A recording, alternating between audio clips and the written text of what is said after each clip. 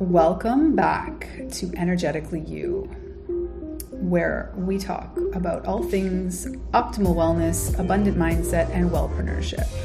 I'm your host, Megan Swan, a wellness coach and consultant and the founder of the Sustainable Integrated Wellness Approach. I help high-performance women thread more wellness into their lifestyle so that it becomes a way of life and not a check mark on their to-do list. I design custom, approachable wellness lifestyles because there is no one-size-fits-all wellness. Today, I'm so excited to interview Heather Lowe. She is the founder of Ditched the Drink, a wellness company dedicated to helping professionals move away from alcohol and towards their highest selves. Heather is a certified professional life and recovery coach, certified addiction awareness facilitator, and the director of marketing consumer products for the International Center of Addiction Recovery Education, which acronym ICARE. Driven by her education as a Bachelor of Social Work and a professional of human resources, Heather provides content, knowledge, coaching, and education to individuals and organizations. Heather is passionate about coaching, connecting people with alcohol-free resources, and creating a positive, sober community. Heather shares the bright side of sobriety as an influencer in the social media sober space at Ditched the Drink on Instagram. Heather's writing has been published in Thrive Global, Monument, Tempest, The Fix, Mashable, Corporate Wellness Magazine, Employee Benefits News, and more. She has been featured on many podcasts, including Recovery Happy Hour, Redesigning Wellness, and Decidedly Dry. She lives in Chicago's western suburbs as a proud girl mom of two teenage daughters, Lily and Charlotte, her husband Darren of 20 plus years, and their adorable black and white Cocker Spaniel, Rocky. Heather is a voracious reader, a newish hiker, and a seasoned yogi. For more, visit her website, ditchedthedrink.com.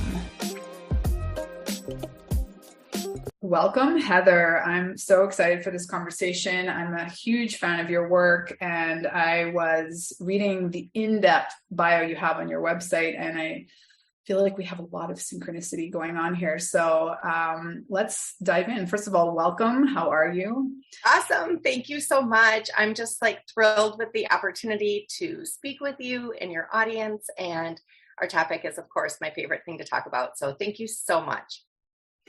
Amazing. Well, one thing I haven't talked about that recently on the podcast, but one of my opening episodes was really focusing on the mummy wine culture and that sort of very deep-rooted narrative there is in society that, kind of motherhood or parenthood goes with, socially appropriate de-stressors. Amongst them are, wine or alcohol kind of at the end of your day. And what was the sort of, or can you paint the picture of sort of like one of the catalysts for you to really reconsider that narrative for you personally?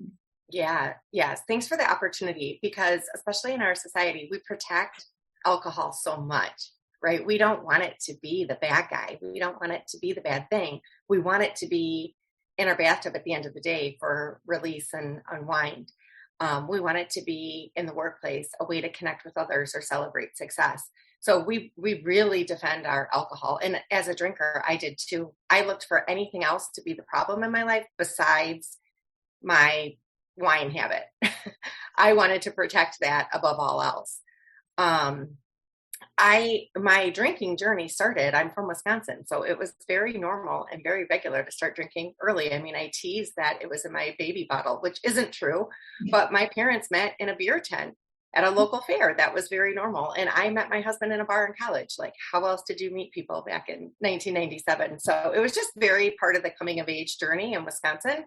I was an extrovert party girl, had lots of friends. I loved drinking immediately. It was a great escape, and it was a way to let loose, and it was a way to be included in parties and social events and things like that. That continued through college. That continued through my early work career. Now I had a little more money to spend, right? So I wasn't drinking cheap beer. Maybe I was drinking cheap beer, but in better places.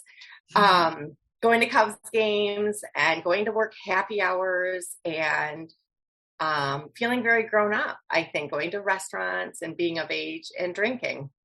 It also sort of fueled my career in ways. I was in sales. I was often the only woman on an all-male sales team.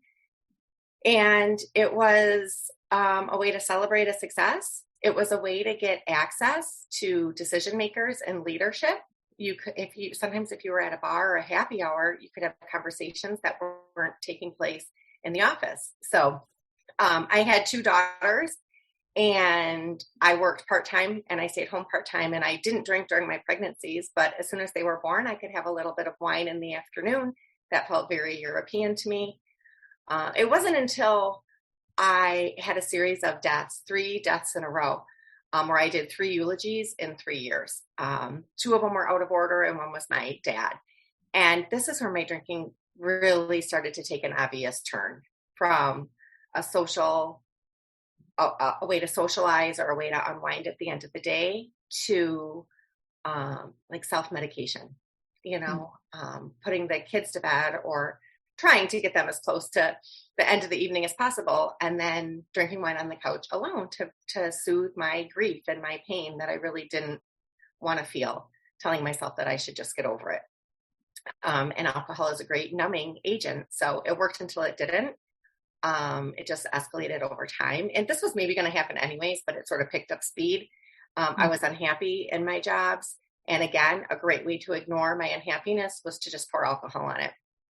I think my story is similar to many people's stories. And now as a coach, I know that it's a very similar story. But again, alcohol is celebrated in our society as a way to manage and a way to cope, and it's not looked at as a bad thing. So who are we not to look for an easy escape hatch with alcohol? And it works until it doesn't. For 20 minutes, it takes the edge off. It takes the anxiety down. But then the consequences, of course, multiply after that. Yeah, well, I really appreciated your transparency that also, you went to seek help with a psychologist, which I think is another really common way of, starting this journey. And, you're immediately, without too much chit chat, were prescribed a medication, which may or may not have been, your psychologist probably didn't ask you a lot of questions about your alcohol consumption in order to do that. And that's just like what a common story that is as well. And it's just so prevalent that people are taking either something for depression or anxiety. And I feel like it's a conversation that's not really openly had about the relationship between those two things and the commonality that most people are having something at the end of their day that might be, have a specific interaction that makes their quality of life dramatically different based on that. Did you want to add anything? Yeah, absolutely. You are totally correct. I was prescribed. So I tried to tell people that I had an alcohol problem a couple times. I told my doctor, and she said that I was anxious and I thought I was drinking too much, and that I was just nervous all the time and overwhelmed. And her response was, "You're just a mom. Like, that's how moms feel. Like, that's the baseline. That's normal." Nothing was wrong with me. When I did frantically seek help from a therapist, now hopefully this is not every person's story with therapy, but yeah, I was very quickly, I went in for someone who was specifically trained in substance abuse. And I said, I drink too much. I'm worried that I'm drinking too much. And again, the answer was, no, you're not, because nothing devastating, I'll say that in quotes, had happened. I wasn't caught by the police. I didn't drive while drinking. I didn't hurt my children physically, or I didn't land in the hospital. I didn't land in jail. I hadn't lost a job because of it. So it was hard to see, what was wrong. When I said, I think I'm drinking too much, I was prescribed an anti-anxiety medication. But I was told that I could keep drinking. I was elated. I was thrilled. Yahoo, here's the answer. I'll just take this pill and not feel anxious. And I get to keep drinking my favorite juice, right? Like, this is awesome. Well, what happened is the medication mixing with drinking turned me into a walking blackout on a few occasions. That was different. I would not even overconsume, and the effects were different. They were sloppy. They were embarrassing. I would wake up full of shame. Now, I would say just because I didn't land in jail or the hospital doesn't mean nothing devastating happened. Everything devastating happened. I woke up full of shame every day. It doesn't get worse than that. Like, that is a very low place, even though there's this thought that you have to hit a rock bottom. And you would say I had a high bottom because nobody would know I had an alcohol problem. In fact, when I told people I quit, they're like, why? I've never even seen you drunk. Well, that was the goal, to keep it a secret, of course. And I was waking up and making breakfast, waking up and making lunches, showing up to all my kids' events, seemingly doing everything I needed to do. And I was checking off the task list, but I wasn't happy. I was so miserable. My mental health was the lowest it could be. I was depressed and anxious all the time. And to me now, that is enough reason to quit. Like, it doesn't have to get worse than that. It's okay to stop and evaluate your relationship with alcohol before it gets worse, right? I'm so glad you said that, because that's, kind of a community I speak to more, I think, because I think as a wellness coach, like, this needs to be a conversation that is had just in terms of your overall well-being, physically, mentally, emotionally, spiritually. You don't need to be at anywhere where you or somebody else would consider it a quote unquote problem. You can just consider, like, how is this affecting my sleep? How is this affecting my relationships? How is it affecting pretty much every aspect of your life, without it being, an emergency situation, just that it might be having a negative impact to some degree. Right. And even, I'll just interject this, even if it's not a problem, let's say, the question isn't like, how bad does it have to get? The question is it helping you? Mm-hmm. Even if you're not sure if it's hurting you badly, is it helping you? And the answer to, is alcohol helping you, is no. Truly, if you dig down for everybody. Now, does it help you take the edge off for the first 20 minutes? Yes, it does. It probably does that. And that's why it's it feels like a magic elixir, right? But the aftermath, everything after those first 20 minutes, is it helping you? Is it helping you sleep? Is it helping your health? Is it helping you reach your career goals? And is it helping you align with your spirit and seeking clarity? It doesn't do those things. So it's okay to let it go, even if it's not a problem, right? If it might not be helping, even if it's not hurting. So obviously. Yes, I love that reframe. It's such a great point. So let's go down the thread a little bit, follow the thread of the social lubricant and all the places in society that plays into, whether it be the need that it's essential for celebrating, it's essential for networking, it's essential for having, deep romantic conversation, like all of these things. And I think, you're not alone at all, that the early parts, I think why it's such a deep-seated or rooted problem for many of us is because we start so young and connect those two things. Like, I can't feel myself, of course you're not yourself, but you connect this sense of feeling at ease in a social situation with that 20-minute buzz. Mm-hmm. Yeah. So some people think that like alcoholism could be a disease. And so there's arguments for and against that, but I love to call it just what you said, a dis-ease, an unease in ourself, because that's what it is. I think alcohol for me was the ultimate in self-abandonment. Mm-hmm. I didn't know how to cope with my own discomfort, and I didn't have to learn ways to do that because I had alcohol. So from adolescence, in early high school, I had this thing that let me jump ship on my own self and my own feelings and ease right into some like boozy, buzzy comfort, right? So when I quit drinking in my 40s, and I was like a toddler without coping skills, throwing temper tantrums because I didn't know what to do with these big emotions, which I've, luckily figured out and learned through time.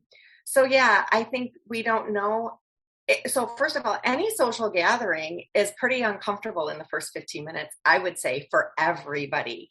That doesn't make you abnormal. That means you're a normal feeling person in this world. And to be surrounded by strangers or acquaintances, that might feel unsafe. That might make you a little anxious. You might feel like the spotlight's on you. You're not sure what to do with yourself. You don't have the vibe of the environment yet. Going to the bar and getting a drink gives you something to do. It gives you, if you want to yuck it up with somebody and say, let's go grab a drink, it gives you a mission, an action. You can joke about it, right? Oh, let's get drinks, or let me get back to have a drink. It's very easy. It's super easy. So who wouldn't want to do that? It's hard to sit in discomfort instead. Yeah.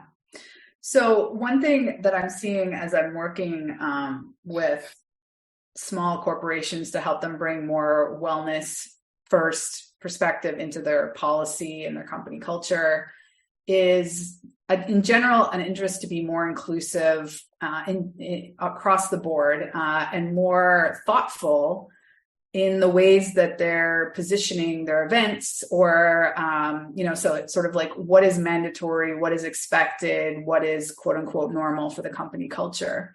And I'd love, because I know that you're an expert on this as well, like to paint a little bit of a picture of what you're seeing, the positive trends, because I personally am optimistic. Yeah, absolutely. I love it. So work. So first of all, alcohol affects all systems of your body, and negatively. So it's not healthy. And some companies for wellness do like Pilates and Pinot, like wine and yoga or meditation and then a drink. So it doesn't, it's kind of an oxymoron. It doesn't really make sense, because if you add alcohol, which is ethanol, which is a poison, now everyone can choose to drink or not drink, but have some informed consent that that's, it's not a healthy choice. It's literally aging your cells at the very least. Right. It's negatively affecting all of your healthy systems. Now, I mean, I love to do that with potato chips and you name it. So I'm not here to say, no alcohol for anybody ever, but know what it is. And it certainly doesn't belong in wellness. It's not part of wellness. So coupling those activities never really makes sense to me, because you sort of undo all the health benefits by then consuming alcohol. Mm-hmm. But the positive thing is, so I partner with iCare, which is the International Center for Addiction Awareness, Resources, and Education. And we have a program called Certified Facilitator Addiction Awareness Training, where we are training people all the time to be certified to come and do like a 1-hour lunch and learn type presentation to their organizations to talk about addiction awareness. So addiction awareness sounds scary, but especially since the pandemic, when, let's say, for instance, women's drinking has been up 41%, it's time to talk about it. So the silver lining of the pandemic has been a focus on mental health.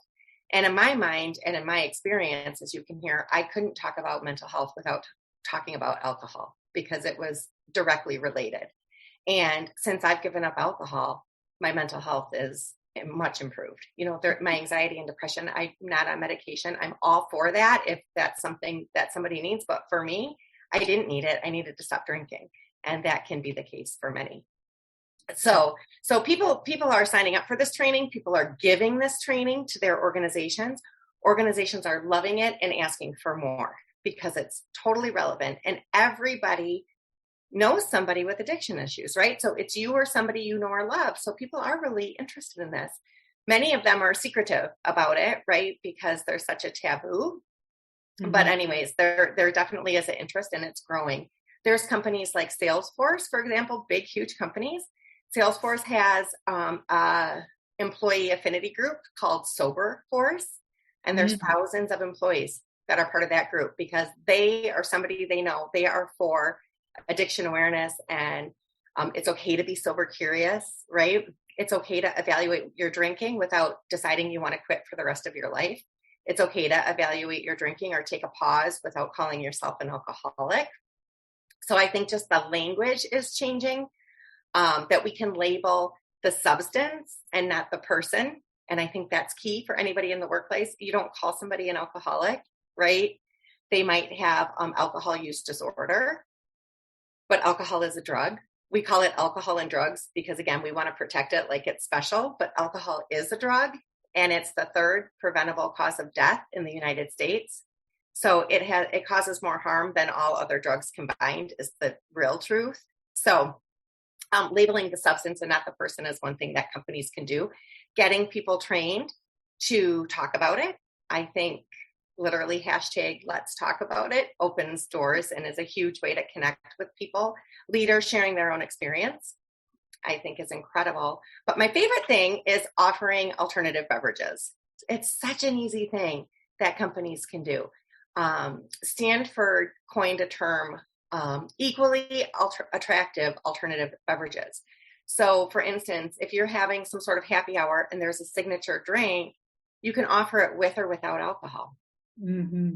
And there's alcohol-free beer, there's alcohol-free wine, there's alcohol-free spirits. There's so many awesome adult sophisticated beverages that you can drink that don't include alcohol. And you don't have to call people out that aren't drinking. Everybody can have a beautiful adult drink. The people not drinking don't have to sit in the corner. They don't have to have a Capri Sun juice box or a bottle of water. They can have something beautiful with a garnish and a flavor and also not be called out because it doesn't matter. You're there to connect and socialize, and everybody's an adult and can have a drink. So those are a few ways where companies are changing. Yes. Oh my goodness. I love everything you just said. I really want to highlight how you pointed out that there's sort of this spectrum and it's changing to focus on the substance and not the label of the person. Like, I think it's similar to how we're much more willing to talk about mental health issues, just being something that all of us deal with to some degree at some point in our lives, and that there's not the stigma either of the person dealing with it or talking about it. And I think it's the same with addiction and recovery. And then looping back to this, the sober curious, it doesn't need to be about necessarily the fact that you're an addict or not an addict or you're recovering. You could just be someone who's interested in having an alcohol-free Wednesday, or like that there being more options at a work event, and it really not being necessary to really call people out in any of those terms or labels. I just find it so encouraging how explosive the non-alcoholic beverage industry is. Mocktails. Like I every single time I'm at a new cool place or restaurant and there's even just one stated option on the menu, or increasingly a whole sub menu, it's really exciting. So let's loop back a little bit to the sort of like misunderstanding of it being an effective social lubricant, or and also this idea that that's somehow supporting team building in a company setting. Yeah, such a good point. So first of all, it must be known a third of the population doesn't drink at all. That's the fact. So some people because they're in recovery, right? Some people because they're sober curious. Some people are at any stage of motherhood where they're not drinking right now. For some people, it's religion. Sometimes it's a cultural taboo. For some people, it's health reasons or medication they're on or certain conditions that they have. It's not just you're an alcoholic. There's a million reasons why people choose not to drink, and a third of the population doesn't. So you're leaving people out. That's a big chunk of people to leave out when you're only offering alcoholic beverages and your activity or event is surrounded around alcohol. That's already a third of people that are feeling out of place, pushed out, like they don't belong, and not included. So as far as diversity and inclusion, which is also a hot topic and a necessary thing to talk about and to start to address in the workplace and everywhere, talking about alcohol in the workplace or other civic organizations or whatever, it goes along with wellness. The wellness goals being alcohol-free attributes to wellness goals being alcohol-free, and an alcohol-free or a sober, like a recovery-friendly or sober curious friendly type of workplace goes along with diversity and inclusion and equity type goals that an organization might also have. So yes. First thing is like a third of the people don't even drink, Right. but they feel forced to in those situations. And studies show that then they do. They feel the social pressure to drink when they really don't want to, or that there's no other option for them. Yeah. I always think back to when I was in the world of dating apps in Toronto and how I just had this, like if someone didn't drink, that just made me extremely uncomfortable as a drinker. And My how gosh. deeply rooted that is, like how you're just like discrediting a human being as a possible relationship because they don't have the same relationship with, to your point, a drug. I had a coworker that maybe would have a glass of wine at Christmas every year. And I hounded her. I could not stop interrogating her. Like, what do you mean you don't drink? And does your husband, and do you even have friends? And like, what do you do? I did not understand it. I was so curious and interested, but just like, it was out of my mind because I didn't know how to not drink. I didn't know how to not include alcohol in everything that I did. Right. So it was like totally foreign. I thought she was a weirdo. I am a weirdo now, like, hallelujah. But I'll tell you, sober people are awesome. And being sober is awesome because it means you have burned through some ships, right? Like you have figured out a way to cope and comfort yourself.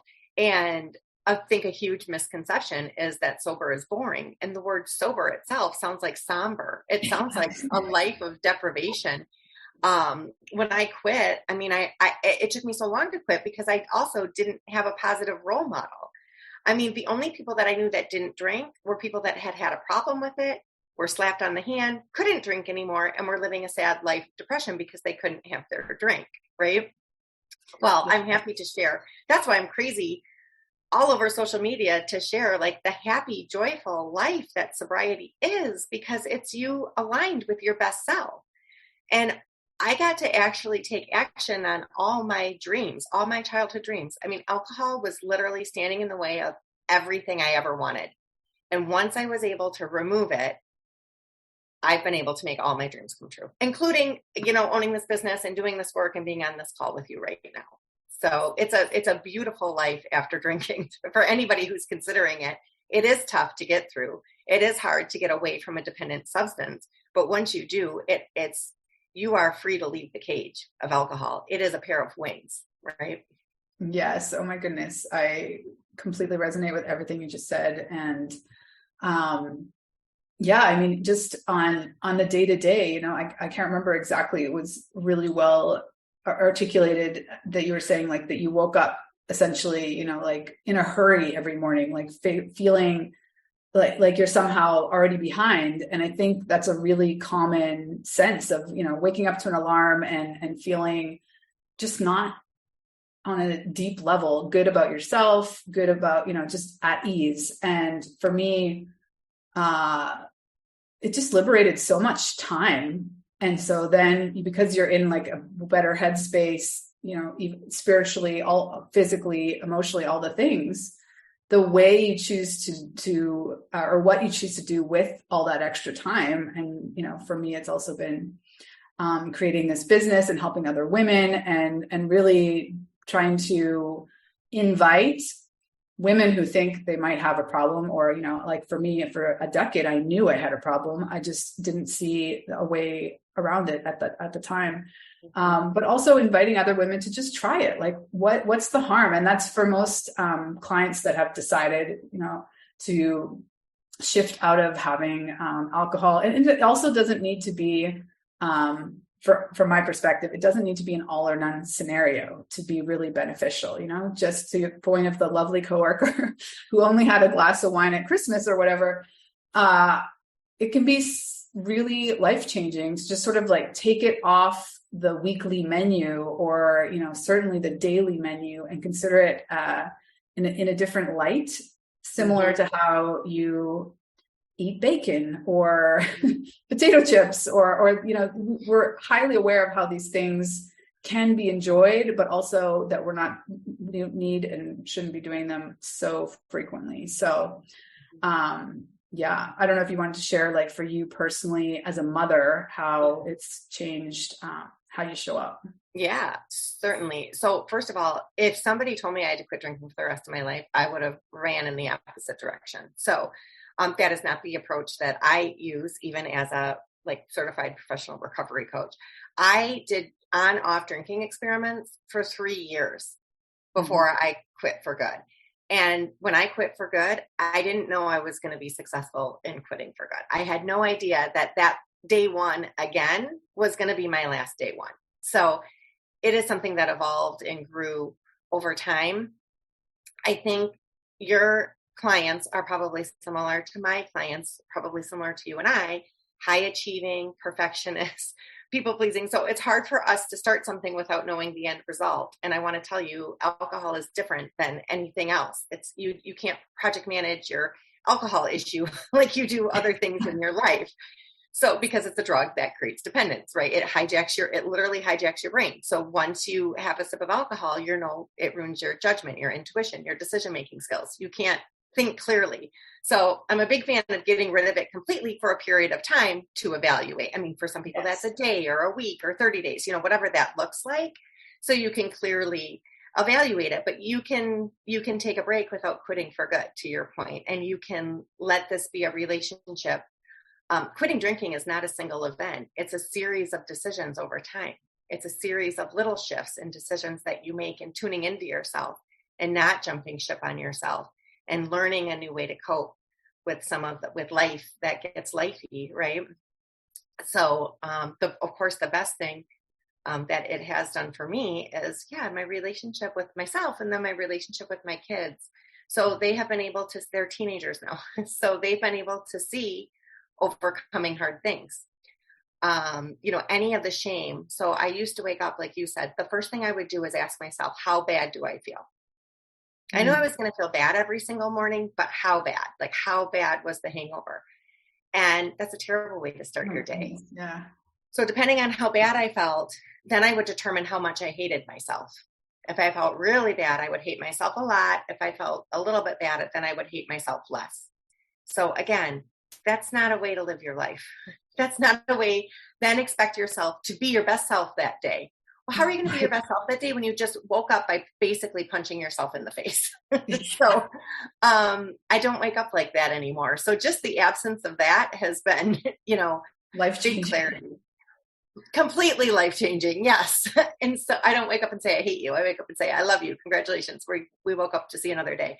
And so, so my kids, they got to witness me overcome something hard. So I think it's not that we're perfect or we have it all together. I think it's even more powerful to show them that I was willing to address an issue and that I did it really imperfectly and that it was over a period of time, but I didn't give up and I did make mistakes and I am worthy of forgiveness. So my mantra, my whole first year, and it continues to be, is change behavior is the best apology.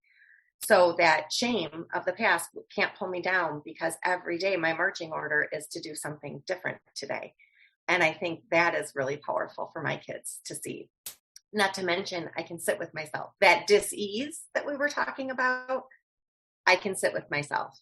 I'm not twitchy. I'm not antsy. I'm not reaching outside of myself anymore all the time to soothe me. I know how to self-soothe. I know how to take care of myself, even through grief, even through pain, even through discomfort, even through the first 15 minutes of a networking engagement when you feel like you want to jump out of your skin and grab a shot of vodka, right?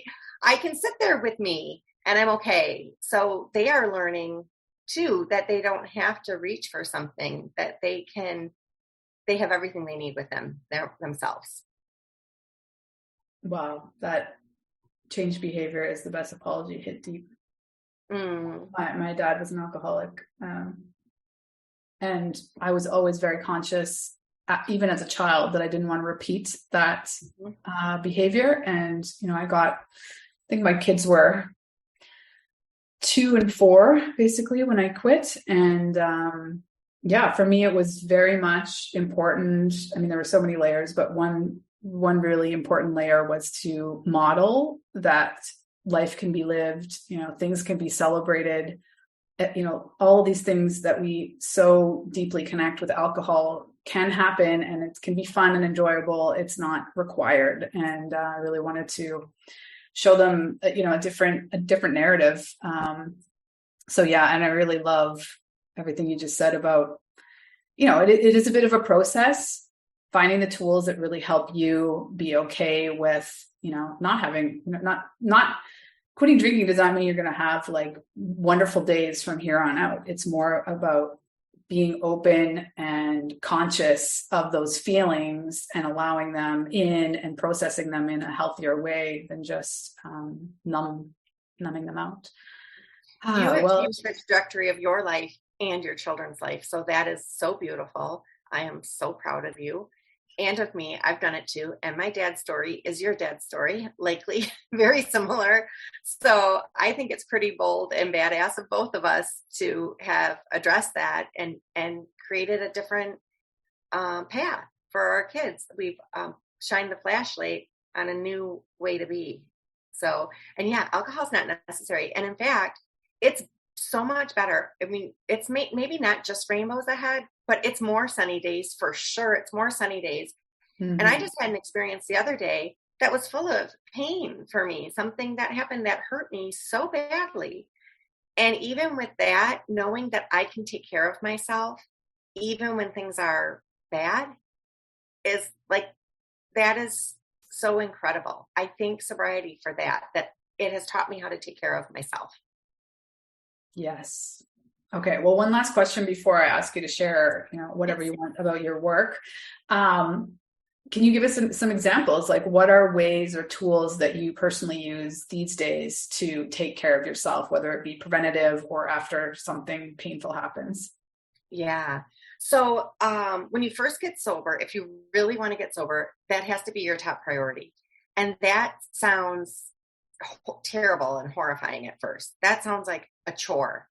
Mm-hmm. What happens is you begin to build your life around these new patterns and these new pillars of things that you believe, and it starts to create the life that you want to live. And it starts to be like the tenets to your higher self and what you want, and putting yourself and putting that as number one becomes something you want to do instead of something that you have to do. So that changes over time. So one thing I did is I started meditating when I was still drinking, and I swear that changed my life. Mm-hmm. Not immediately, but over time. So I still meditate. I go to yoga every week. It keeps me grounded. You could maybe hear how fast I talk. I have a busy mind. I move very fast. I told you I was cleaning out the garage 1 second before this call. So going to yoga and being quiet and still with myself and putting my feet on the ground and laying my body on the ground for a moment of silence is necessary for me. I date myself. I have a bougie spa gym that has a steam room and a hot tub, and I take myself on a date there as often as possible, but a couple times a week for sure. Let's see. I journal. I love to write. That is my creative expression. So again, it's a way for me to pay attention to myself. It's a way for me to hear myself talking.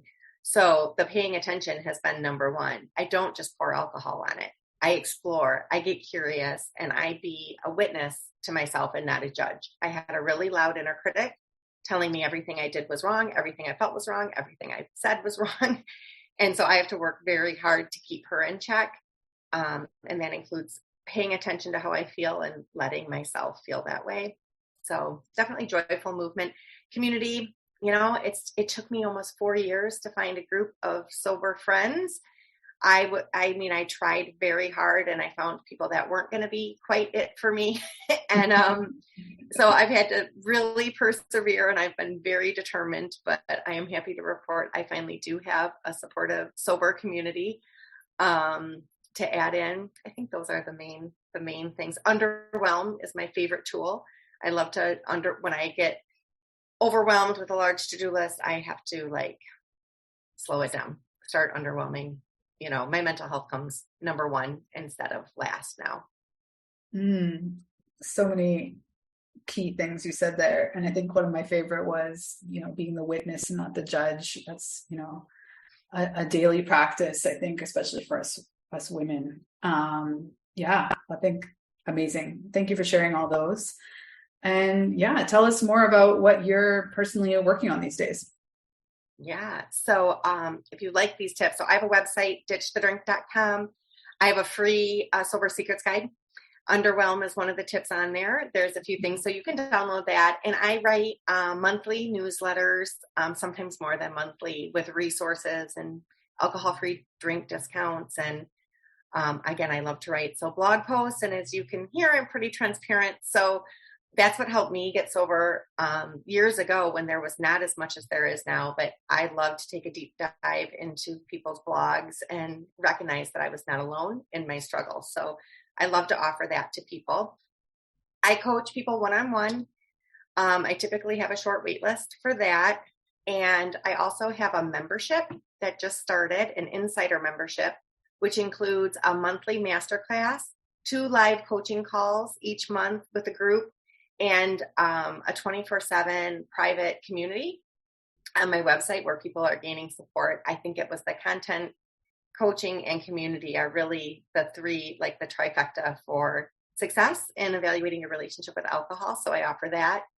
I also, as I said, work with iCare, the International Center for Addiction Resources and Education. So I recruit people to be trained like me as a coach. A lot of my clients get sober and then they want to coach others, as happens. So then they also become coaches. So that's like a really beautiful full circle moment for me when I start with somebody who can't go one day without alcohol, and then eventually they're 2 years alcohol free and they want to start helping others. So if anybody's interested in becoming a certified life and or recovery coach, or what I talked about earlier, that certified facilitator of addiction awareness training, that too is available to anyone.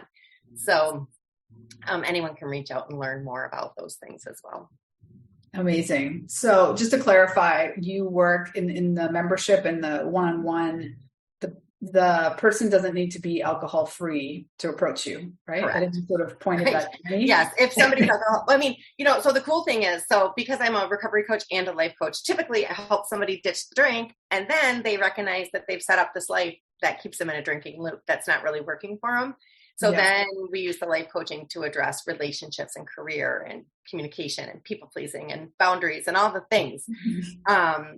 But yeah, very few people come to me alcohol free, or even with the goal of I want to be alcohol free. Most people come to me and say, okay, I want to try this, or I want to do this, but I have a vacation coming up and I'm definitely going to drink on that vacation. And I say, okay. And then the beautiful thing happens, they get some momentum being alcohol free, and they're like, I don't want to drink on this vacation, because they're choosing it. And that is my goal with people is I want everyone to know you lose the desire to drink. When you start to see it for what it is, and through coaching support, you're not white knuckling your way for an alcohol free life. You are welcoming it, and you actually lose the desire to drink. So like, I no longer want to drink. I'm so grateful to be sober, but that's not how I felt in day 1 or day 30, right? So yes, nobody has to be alcohol free to talk to me. Incredible. Yeah. I think that's such a good point is, it's not about, or it is about getting to a point where you're making the choice not to drink for completely different reasons. And it becomes a sort of self-fulfilling prophecy in my experience. So thank you so much for your time and your energy and your expertise today, and for sharing all this. All of the links, all the things you mentioned, I'm sure you can find on your website. We'll share any other links in the show notes. Is there anything you wanted to tell us? Any other bits of wisdom you want to leave us off with today, Heather? Thank you so much for the opportunity, Megan. I would just say, if anybody's listening to this and they're considering, give it a try. Just start, and imperfectly, without knowing the answer, without knowing the next step, right? Just gather more resources, gather more support. And if somebody's listening to this and they've tried and they feel like it's not working, the answer is always adding in more support. That will be the answer 100% of the time. So if you've listened to a few podcasts or read a few books, or you tried for a short time, but it's kind of like you have periods of drinking and not drinking and you want a longer stretch, adding in more support will always be the answer. So I want to just give everybody that tip. Brilliant. I totally agree. Well, thanks again, and I look forward to being in touch. Thank you.